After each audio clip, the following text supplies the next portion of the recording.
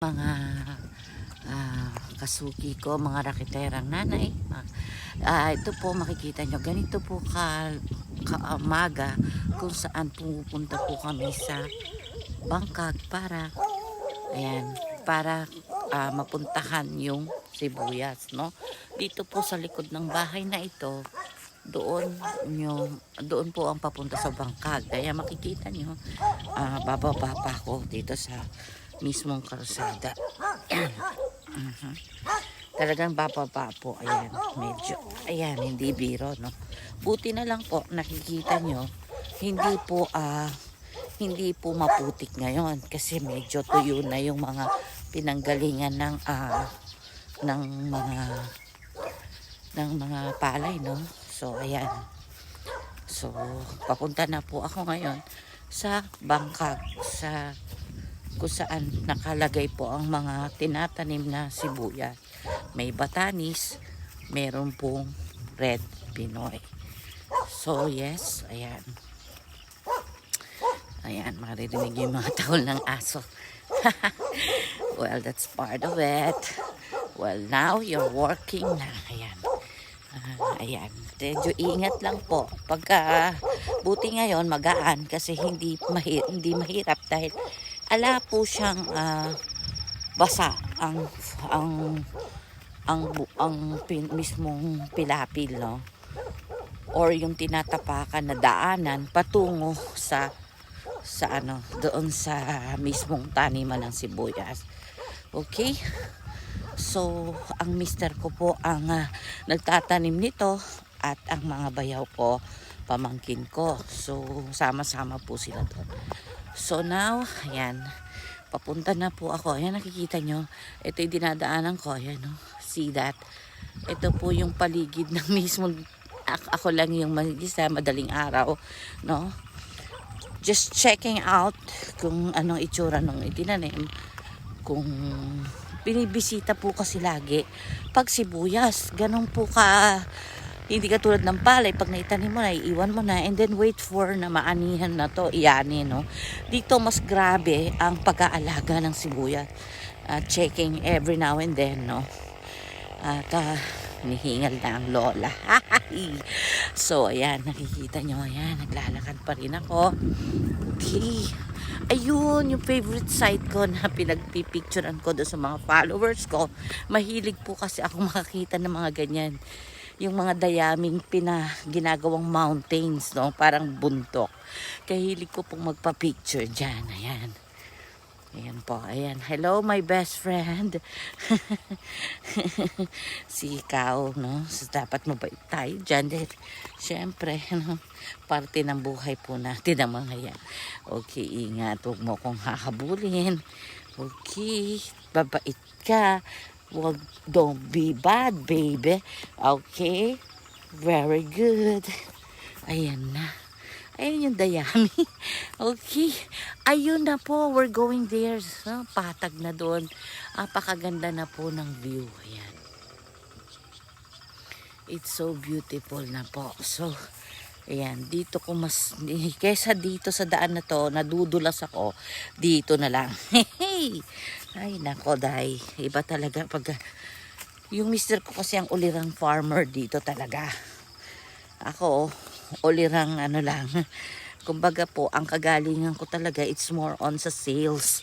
Ahente po lagi ng mga itinatanim nila. Ganun po ang linya ko, no? So, pero ngayon po, ipinasok ko na nga po ang vlogging. Okay, ayan. Ayan, nakita nyo, ayan na, oh. Ayan, no, kikita mo, no, may part na hindi tinamnan, no, may part na tinamnan. Ayun na, we're going there, malapit na tayo. So, this is it. Guys, ayan na, kikita mo yung berde na yun. Yan na po yung sibuyas na, ayan, ipinunla na, no, na yung galing sa punla and then itinanim na. Ayan, no. Pakiramdam ko, ito po ang red Pinoy. Yan, red Pinoy po yan. Yan, close up natin. Ayan. Mula sa pagkapunla, inilagay dito. Isinalin nila. Ayan, yan yung itsura. Okay. Then, ayun. Ayan, no?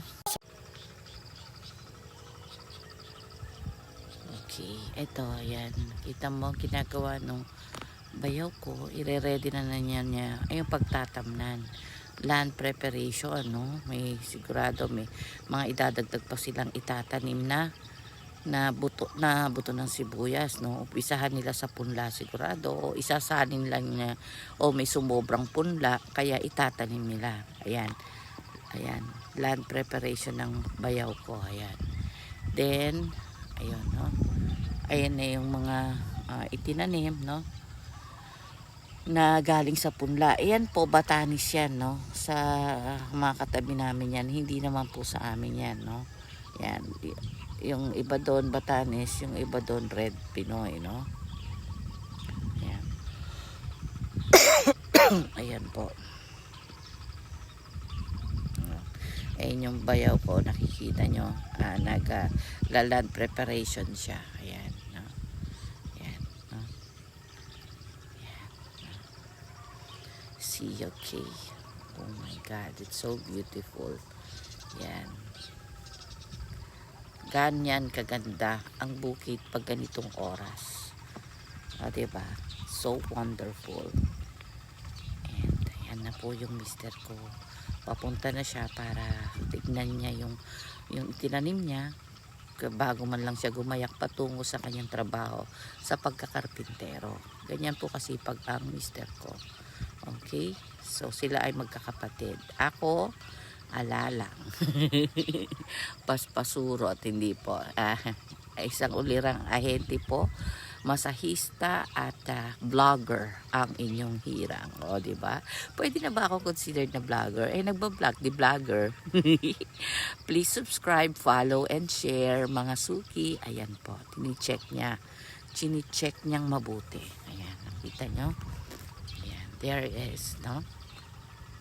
No, okay, diba? Ayan, nakikita nyo. Ayan, chinicheck niya. Chinicheck niya yung mga itinanim na punla, then itinanim na doon sa mismong lupa ang magiging sibuyas, no? Ayan. Ayan po. Ayan. Ayan. Chinicheck po nila mabuti. Dalian po natin para makita natin kung paano niya to i-chinicheck. Ayan. Uusap silang magkapatid, no? Ayan. So, nakikita nila ang sitwasyon. Ayan. Bernabe, paano chine-check mo? Ano tinitignan mo pag ganyan? Kung ano tinitignan mo?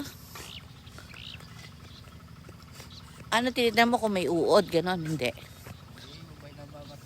Ay, kung may namamatay.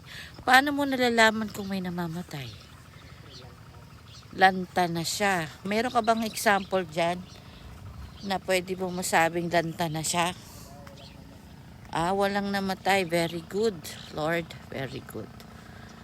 So, ganyan po ginagawa nila kung ba't sinicheck nila tuwing napupunta sila tuwing maga, no? Yan, bago man lang siya maligo, dala pa ito. Check niya yun kasi tatawid lang naman kami para makita niya yung farm. Ito naman po yung bayaw ko. Brother, ano naman yung ginagawa mo ngayon? Pilapil. Anong ilalagay mo dyan? Anong sibuyas? Red Pinoy. Brother, yung bang tabi mo? Punlayan o tanim na yan? Ano yan? Red Pinoy, Batanes? Batanis po yung nakikita niyong paligid na yun. No? Batanis po. Ayan, tingnan natin yung Batanis. So, ayan. Yung kabila, dito, Red Pinoy ba itong kabila? Batanis. Okay, Red Pinoy yung kabila. Ito po ay Batanis. So, as you can see, parang walang pinagkaiba ng mga kapatid. Parang parehas lang. Kaya lang, alam kasi nila kung anong itinanim, no? Ayan. Ayan. No? Ayan. Ulitin natin, bro, paano na pagkabago itanim yung ilang araw yung punla para maging okay. Depende sa may-ari yun. Ang pinakamakon nilang pinagtatanim, 35 days. 35 to 40 40. to 40 days yung sinabi mo kahapon. Ito po ay dinagawa niya ng daanan yung kanyang pilapil, yung kanyang kanyang pagtatamnan ng Red Pinoy. From Punla, transfer dito. Ayan. So, yung Punla andun pa, no, brother? So, ayan. Ayan, ayan. Ganyan niya ayan. Ganyan niya inire-ready, no? Ayan, ganyan po. Okay? Ganyan sila kasipag. Maga, tanghali, gabi. As in, dito na sila naka-stay. Ayun. Ayun, si Bernabe po, yung Mr. ko. Check natin kung ano naman yung kanyang paano, kung ano tingin niya. Ayan, inaalis niya yung mga natuyo eh. Oh, kunin mo yung natuyo, sample, ano itsura. Ayan. Ayan.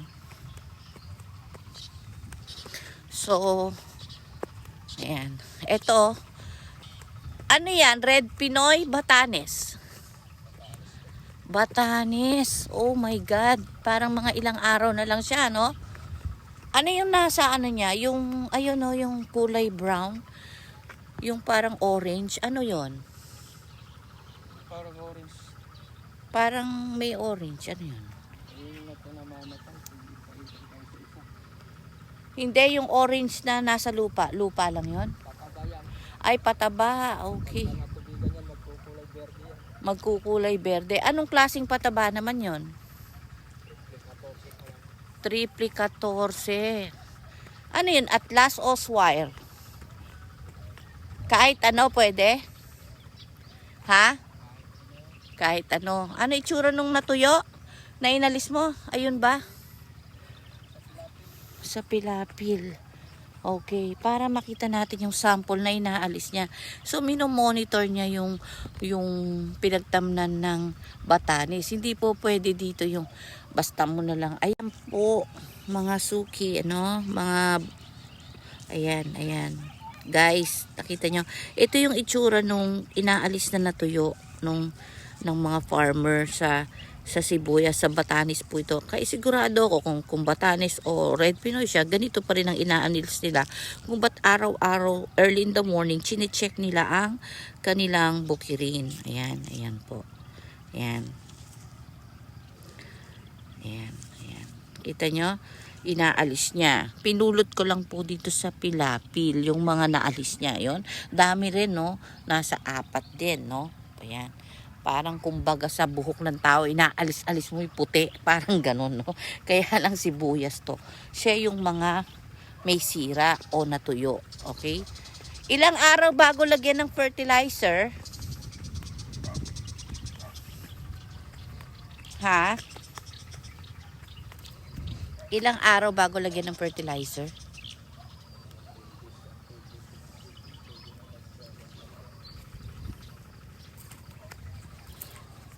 Depende sa ayun, 10 to 15 days ang paglalagay ng nasa 10 or 15 days bago ilagay ang pataba, ganun ba? Ha? Okay. Mahiyain po siya. Kaya kailangan mahina ang boses niya. Kung gaano po kalakas ang boses ko, siya naman po napahina. Kaya dapat intindihing mabuti. Okay? Minsan 10 or 15 days pwede na raw lagyan ng pataba. Okay. Ayun no. Inaalis na naman niya yung mga natuyo. So, ganun po kagigi o ganun ka, what's the, ganun kadiwara talaga. Hindi pwede dito basta tinanim mo, iiwan mo na lang yung sibuyas mo. Every now and then, talaga, check mo siya. Parang taong inaalagaan. Ayan. Ayan. Kita mo, dala pa niya yung shampoo niya. Bago maligo talaga is, chine-check niya muna yung kanyang bukirin, yung Batanes, no? Is that Batanes or Red Pinoy? Batanes, okay. Oh, congratulations. Medyo maganda na po yung Batanes. Ayan. Ayan. Okay, ayan. Kikita mo. Pasensya na po, medyo hindi po ako mabilis maglakad sa pilapil at hindi ako ganong sanay, no? Pasensya na po, okay? Medyo lampa po kasi ang inyong hirangapya. So, hindi pwedeng daganan yung mga tanim. Kailangan be careful, no? Dito na lang ako sa mas malapad ang daan. Okay, ayan na. Kinlose up ko na. Ayan, yan yung paraan kung saan inaalis na yung natuyo sa Batanes. So, araw-araw ganyan yan. Sinecheck mo, no? Hindi pwedeng pabayaan na lang. Kaya pala ganun ka sila kasi pag mag-check sa bukid. Ayan. So, ayan may natutunan tayo. Dapat pala may para kang inaalis yung mga natuyo, alisin mo na agad. Ba't inaalis agad? Mahahawa ba yung katabi? Ay, nakakahawa, gosh. Ganun pala yun. Kaya kailangan talaga tanggalin agad-agad.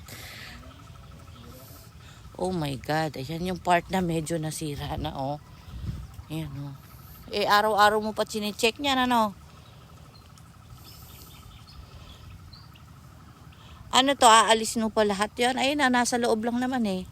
Ayan, check ko na. Pwede ko na alisin to? Yung may natuyo. Hindi ko pwedeng galawin. Hindi pa pala pwedeng alisin yan. Merong parang pwede na magtuloy pa at pwedeng hindi. So, meaning, wag ko daw alisin kasi yung mga bulok lang naman ang inaalis niya. Ayan, oh. Wag ko daw alisin kasi merong bulok lang ang inaalis niya. So, kung ako pala ang mag-aalis niyan, lahat inalis ko yan. Delikado. Doon na lang tayo. Manood na lang tayo sa expert.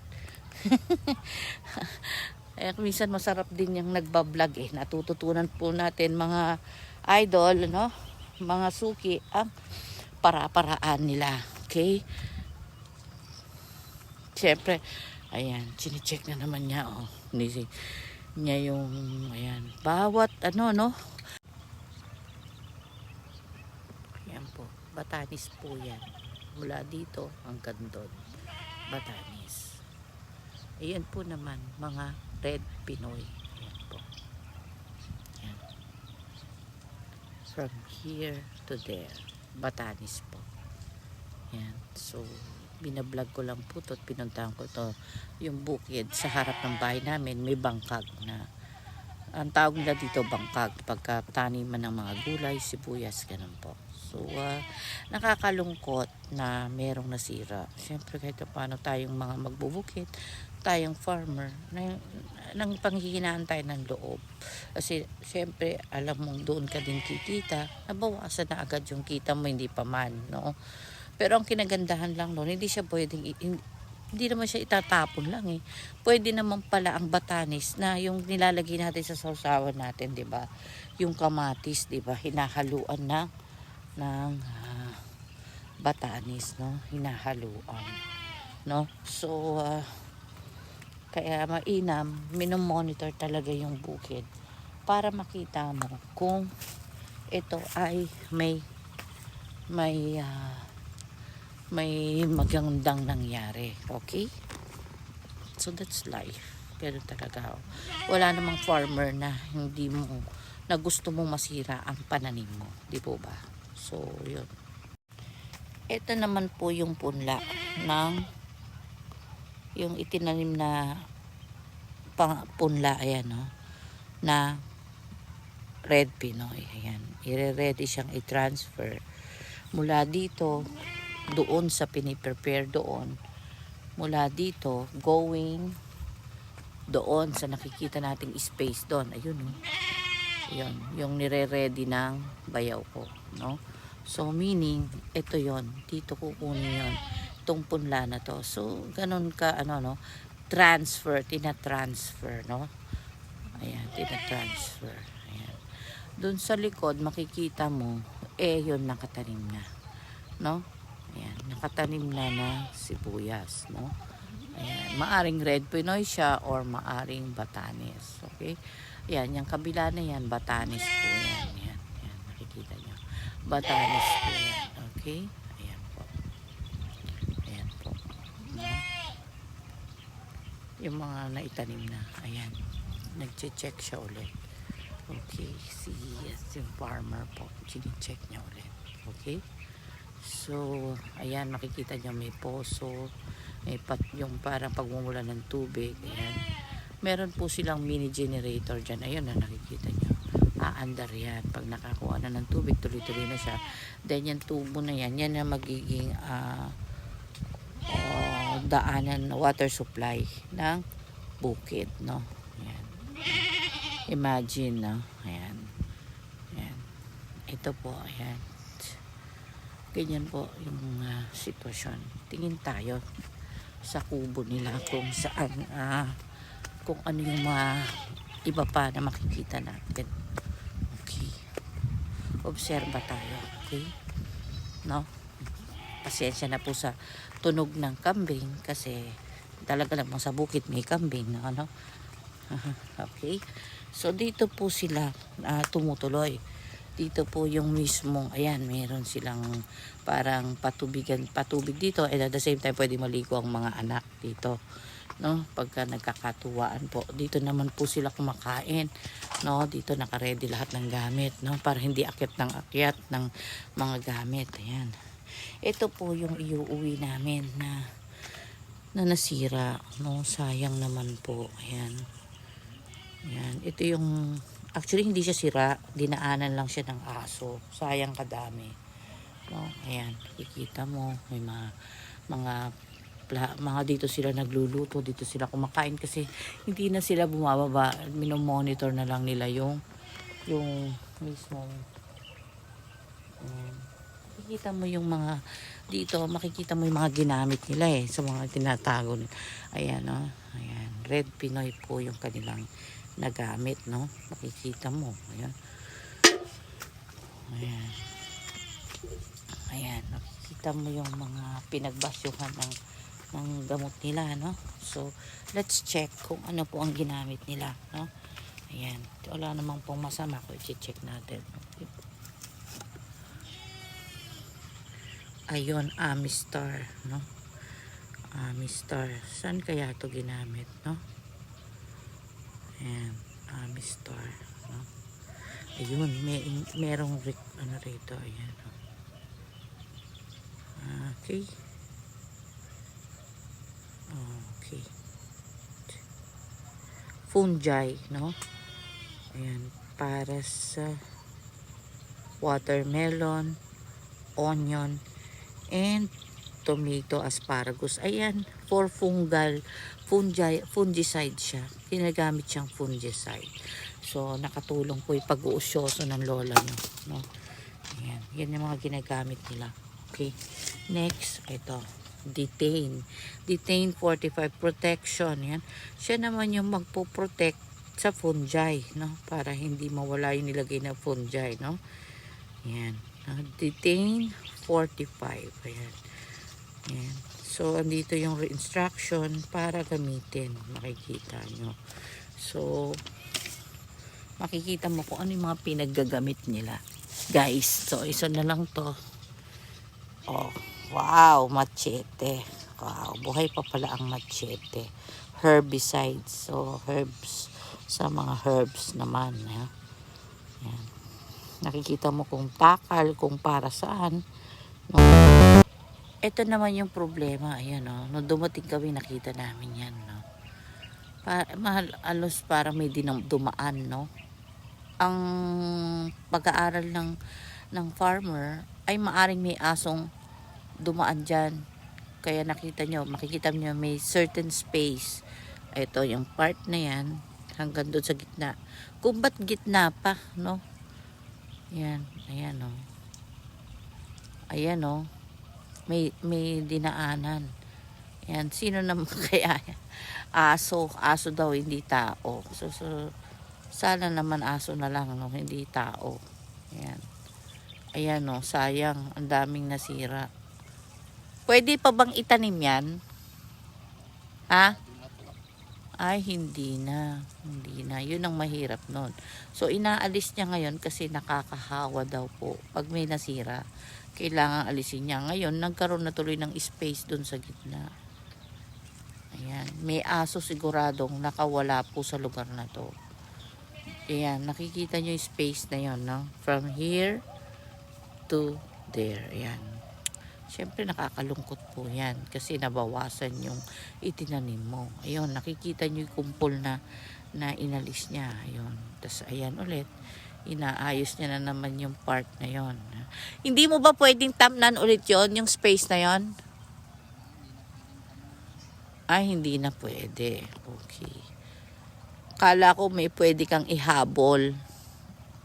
So, mula dito po hanggang doon, batanis po siya. Okay? Batanis po siya. Ayan, nakakalungkot po. O, tingnan natin yung itsura. Nakailang araw na ba to, Bernabe? Ha? Ito ay 2 buwan na. Eh, bago ba anihin to, ilang buwan? Ha?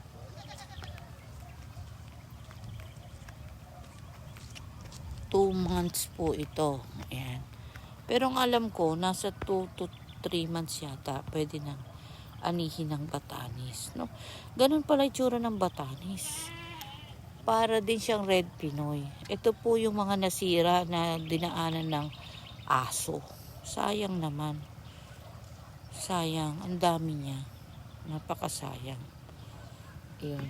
Ayun o. Nililinis niya po. Nililinis niya. Sayang naman po. Pwedeng gamitin sa kusina na yan? Pwede na. Yun na lang. Gamitin na lang sa kusina para hindi masayang. Ayan po. Ayan po. Batanis po yan. Mula dito hanggang doon. Batanis. Ayan po naman. Mga red Pinoy. Ayan po.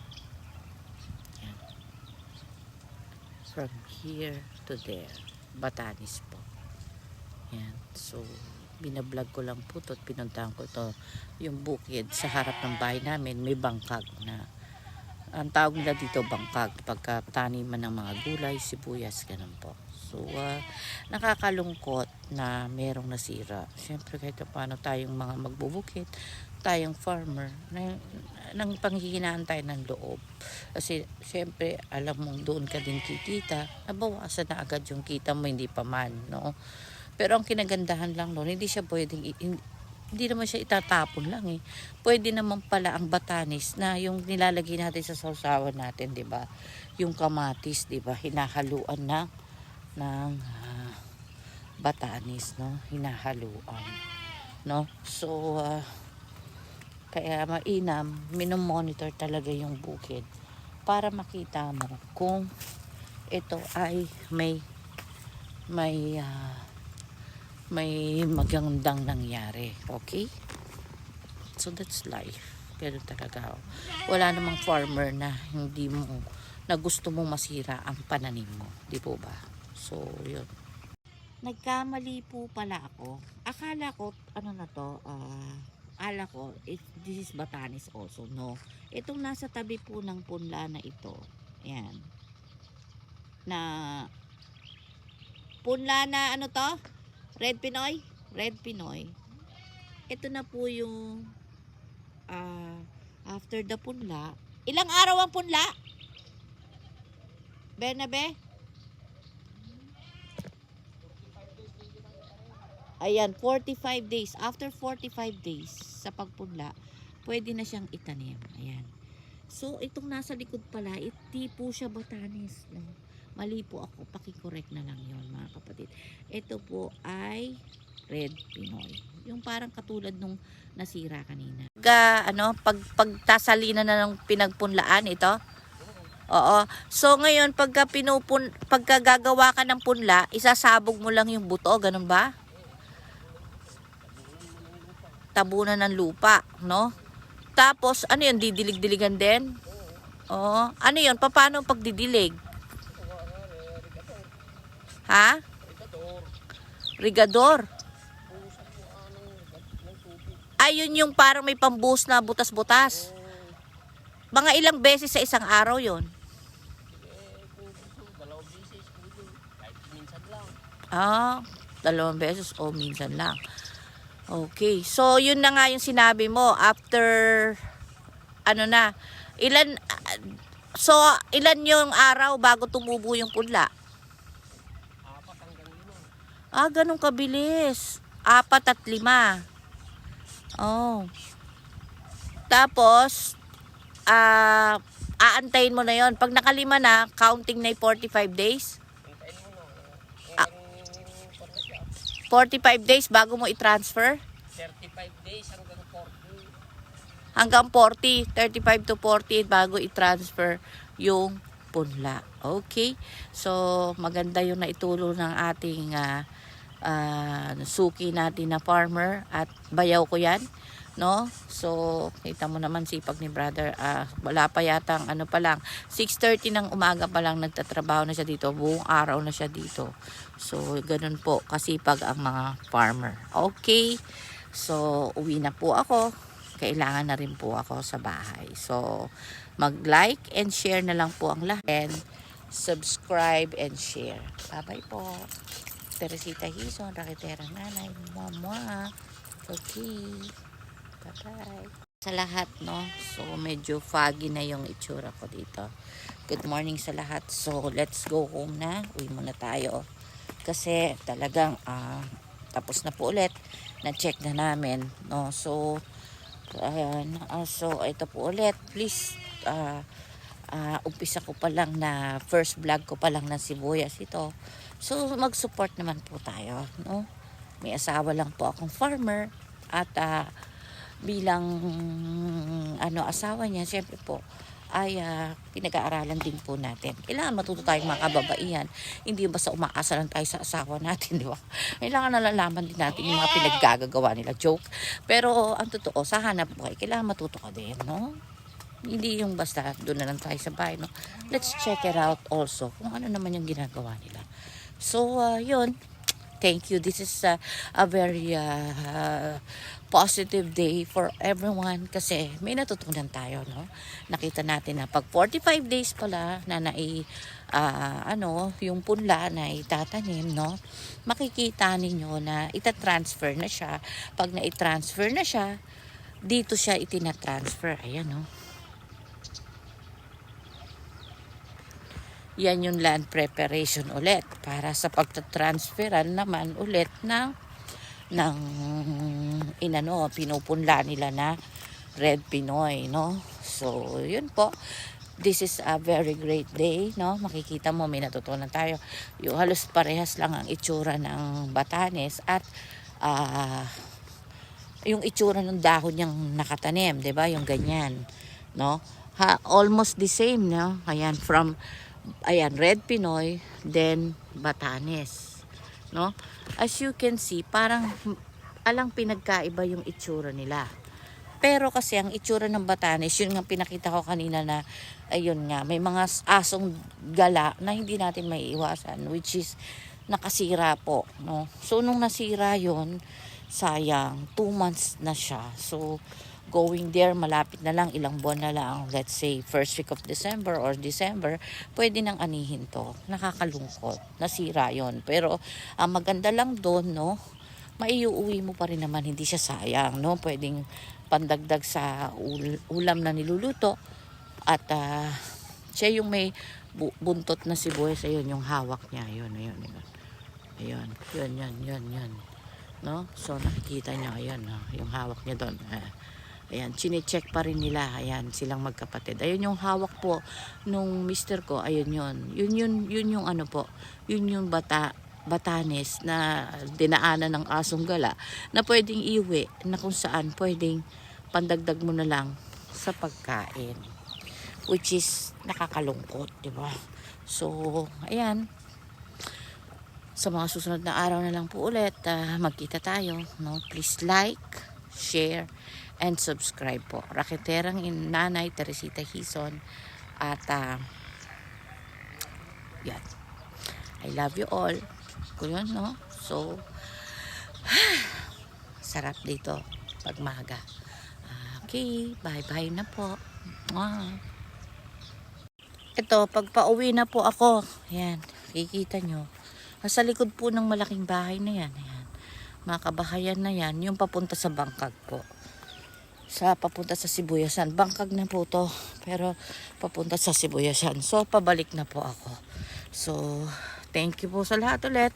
Sa uulitin, please click the notification bell para po masundan nyo po ang aking vlog everyday. Thank you po. Teresita Hison po. Please subscribe, share, and like. No, para may mga maabot naman ako na mga nag-uumpisa pa lang maghanap buhay ng sibuyas, batanis o red Pinoy. God bless everyone. Bye.